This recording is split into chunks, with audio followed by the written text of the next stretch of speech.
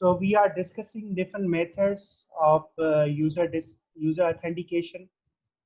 So how they are the different, you can say, uh, problems can occur when we are sending the data to other user, and there's a possibility that a user can access the data, and once he get an access to the data, and then he can use that data and can resend the data using that same password and the IP address.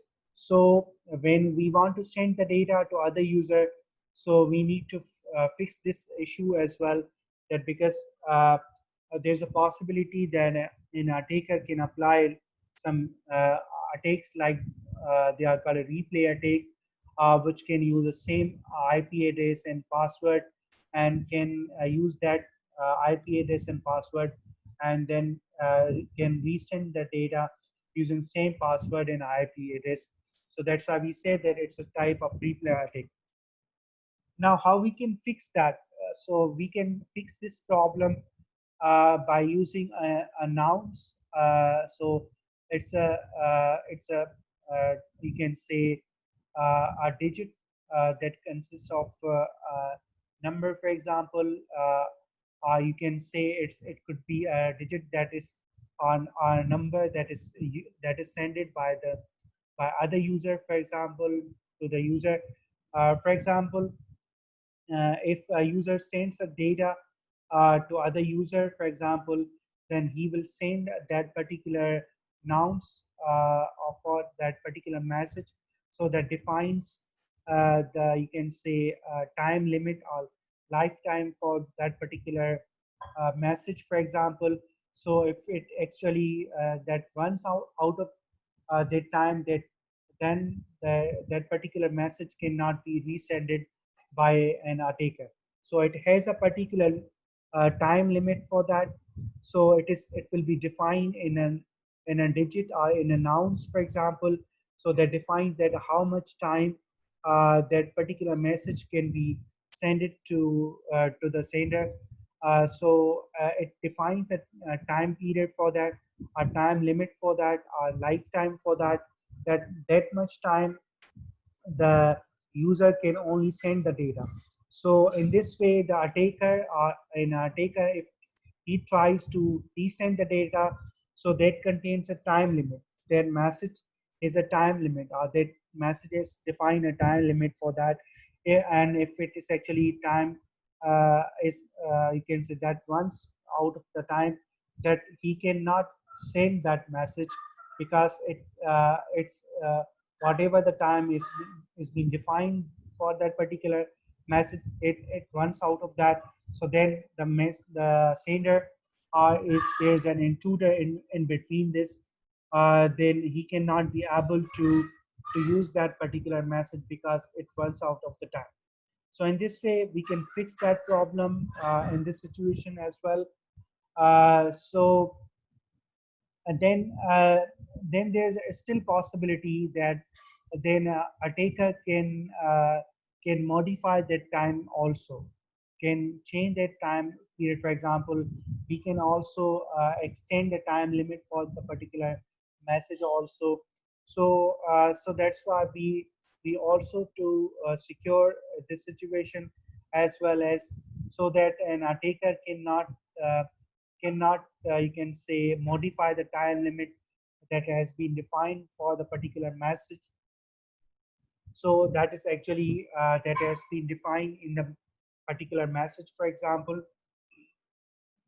So here we say that the particular message is given a particular time period. So there's a still possibility that an attacker can use that to modify that, or to extend the time limit which is being defined for the particular message, for example. So how we can secure that?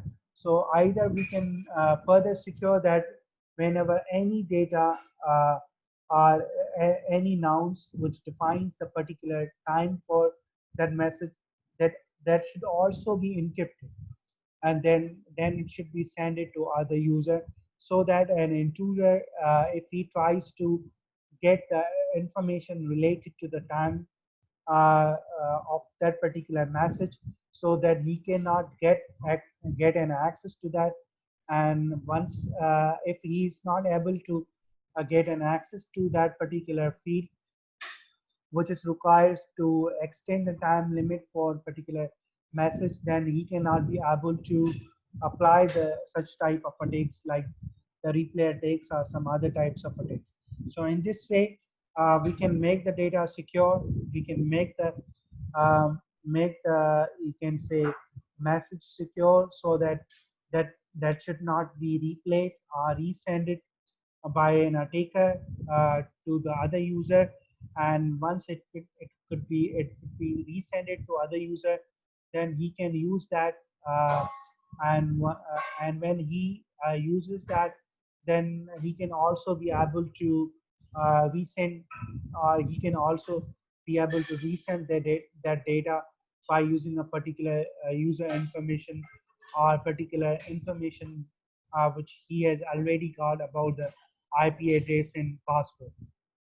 So in this way, the intruder or the attacker can apply such type of methods which can be used by an attacker to provide the further security to the data, or to provide further security of the data which we need to secure. So up to now we discussed about different methods like password, how the password can be used to authenticate the user. And there's a possibility that a user or there's an attacker can access that password, or can get the control of, or can, after getting that password, and can then authenticate itself to other user. And when he authenticates himself to other user, then he can also use that particular password to authenticate itself. And so there's a possibility that if a user A want to send the data to the user B, there's a intruder, or there's a attacker can sit in between the user A and user B, and can get the critical information about the user password or user authentication, or the, for example, the IP address or the password that is used to authenticate the user. So he can use that information, and he can get that information. And once he get that information, then he can use that information and can send the data to other user as well. So in order to protect such type of data, so that an attacker cannot access that data and can apply to that data to send a message of its own, for example. Or for example, he can send a same message that which was previously sent by that particular user. So in this way, he can apply some types of replay attacks, or he can apply some types of attacks which are called as some dictionary attacks, or some other types of attacks which can be applied by the intruder or by a taker. So in order to protect such type of attacks, we need to properly encrypt the message. We need to properly encrypt the password using proper encryption methods. And then we should also apply some hash values as well, so that if any of the password, or if any of the data that has been modified by the intruder, that in between user A and user B, then he can use that you can say type of data. And then after using that type of data, then he can apply some methods like some attacks like a dictionary attack, or some methods like you can say some attacks like a replay attack. So in this way, he can apply these different uh, types of attacks. So we discussed that what are the different types of attacks are possible when a user is uh, is using particular IP address and password, and there is a possibility of that password or username can be get by a user or by an attacker, and he can use that and launch some attacks like dictionary attack or replay attacks. So we can fix that situation, or we can fix that using different methods, or you can using different mechanisms as we discussed. Like for example, we can use some nouns which can define particular time limit for a particular message, and we can use some hashing for that. If that particular limit can be accessed by an attacker, and then he can apply that, and then he can extend the time limit for a particular message. So we can also limit a particular user so that he cannot extend a particular time limit and cannot launch replay attack on particular data. So in this way, we have different types of attacks and different types of solutions for that. So we discussed about them, and if you have any question up to now, then you can also ask.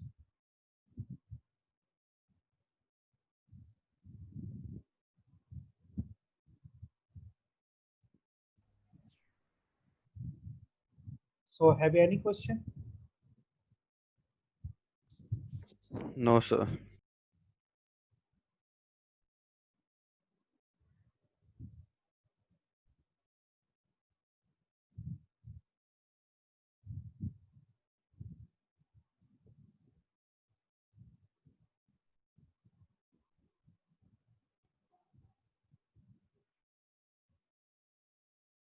Okay, now so we have now some other methods which are also used to authenticate a user, like biometrics or token-based methods, or some methods are which are called distributed type of authentication.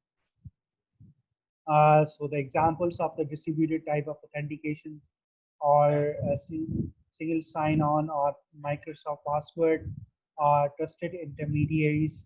So we now discuss them, that how we can achieve the authentication using these methods uh, to the data or to the user.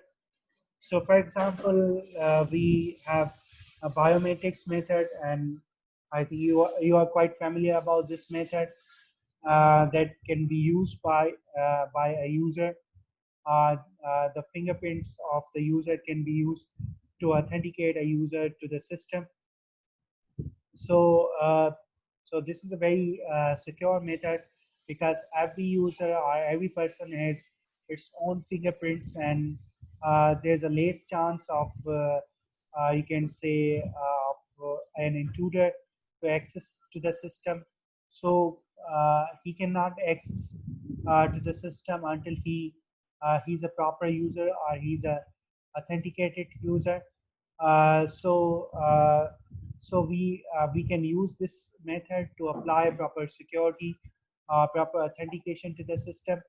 And if we are using that that type of method, so if we say that if we compare this method with the password, so we need to remember the password, and then we can apply the password to authenticate user. So as far as the biometrics is concerned, you just use a fingerprints, and you don't need to remember some password or anything else to authenticate user to the system. So the thing is that uh, as far as this type of authentication is used, so we have to properly rely on particular algorithm, and we have to compare the particular algorithms which are used to be defined to authenticate the user, and so that they can produce a less number of false positives, and they can produce a less number of false negatives. For example, uh, what does mean by here false positives and the false negatives? Uh, False positives means if an attack is actually has been identified that is an attack, but it is not an attack. So that is, we say that it is a false positive. And false negative, that means if there is an attack but it is not identified it is an attack, so that is called the false negative. So whenever we define such type of authentication systems which are going to authenticate the user, that that actually defines different rules for that and different algorithms for that.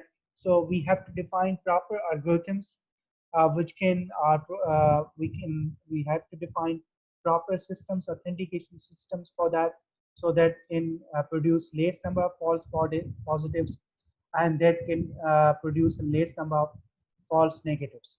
So in this way we can do this. And there are some sort of privacy issues also with this. And for example, if any of the, you can say, any intruder, for example, is forged, for example, itself to be an acted as a legitimate user, for example, then how can we can revoke that particular user, for example, if he has used that situation. For example, sometimes it also happens that there's a possibility that we have logged into the system and we forgot to log out the system, and there could be an attacker maybe uh, can use that system, and he can act it's a legitimate user, or he can act if it is a legitimate user. So how we can identify that he's a legitimate user or not legitimate user. So these are the different situations. So these are the different different parameters which can be discussed whenever we are discussing about such type of methods. For example, we have some methods like we can use biometrics to log into the system. We can use biometrics for logging to computers or to other systems, to laptops, for example, using the biometric to mobiles, for example, or some other systems like ATMs. They are already using the biometric systems. So they are using such type of systems to authenticate the user. And when they authenticate the user to itself, then using the biometric system. So although it's the most secure method that can be used by a system to authenticate a user, but there are still some issues for that. For example, if a user um, has logged into the system and he forgot to log out the system, and there may be an attacker can use that authentication and can get an access to the system.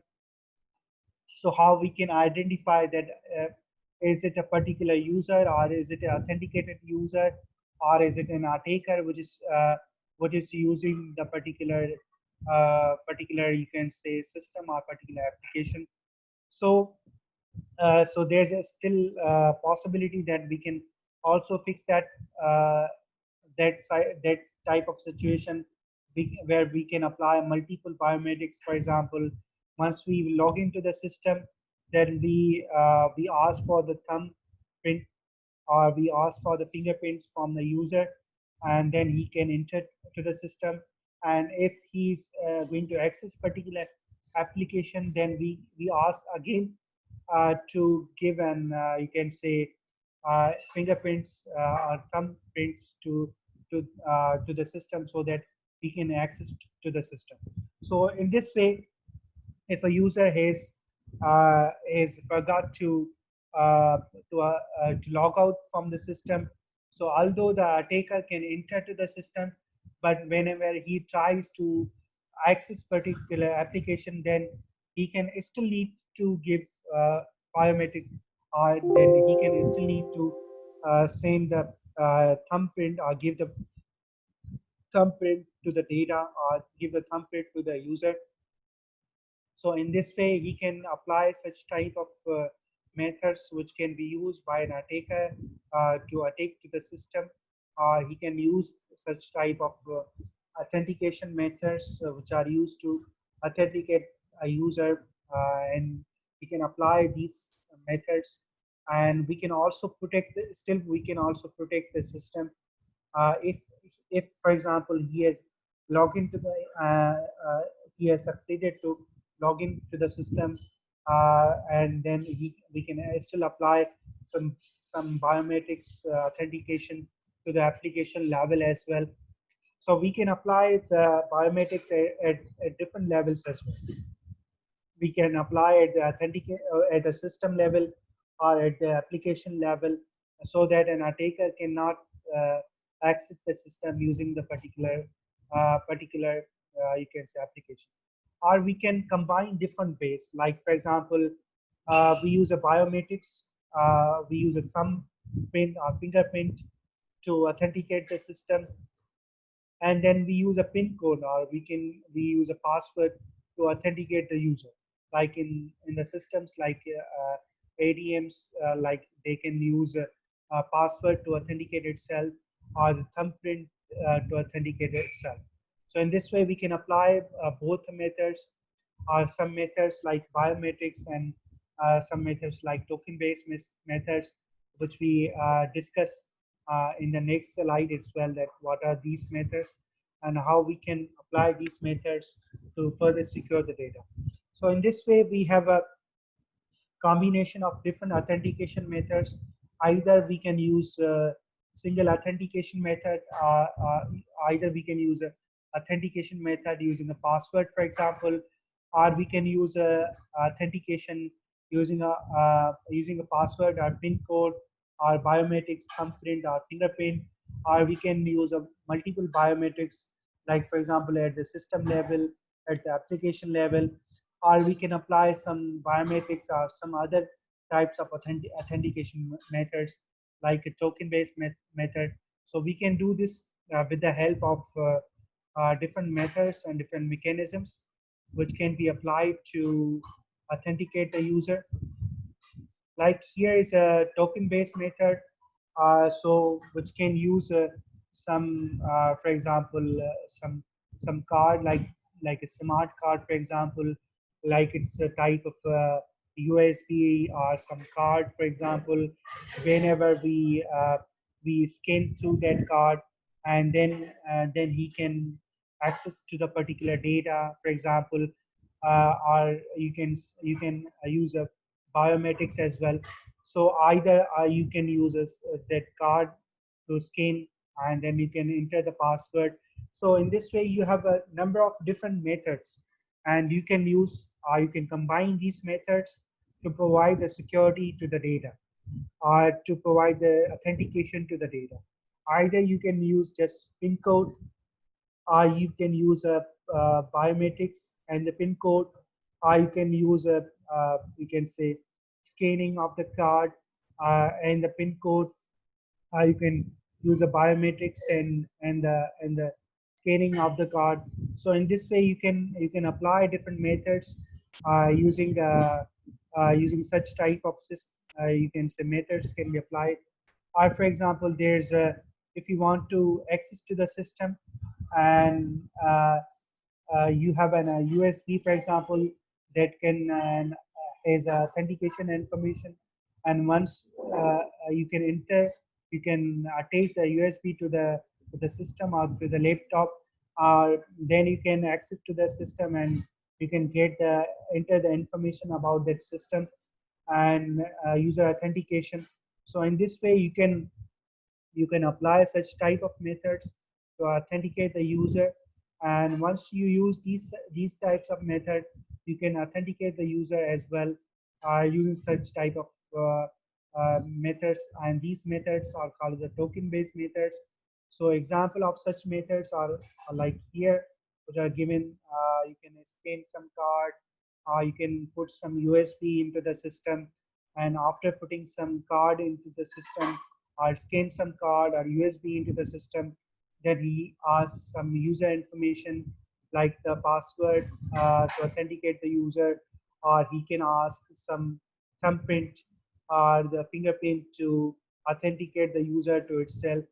So such type of authentication systems are called as a you can say uh, user-based authentication systems, and we can apply these systems. We can apply these token-based systems in order to protect the system, or protect the user, or protect the system so that he cannot be accessed by an unauthorized user. So in this way, we have different types of message authentication or user authentication. Now we have some other types of authentication methods, which are called as a distributed authentication methods. Like for example, they are single sign-on or Microsoft password or trusted intermediaries, which are used by different applications to authenticate the users. Like for example, here uh, the particular you can say information that is used by a user to be authenticated itself, and that may be distributed throughout different user applications. For example, that can be different for some application like database, some application some email, or some application uh, uh, like for example some other application some other system like server, for example. So it defines different rules for that. So when it defines different rules for that, so we can have a different, you can say, authentication for every system, or different authentication for every application, or different authentication for different systems. So every system has its own authentication, or every system has its own privileges which are given to authenticate a user. So in this way, we can apply these methods to authenticate a user.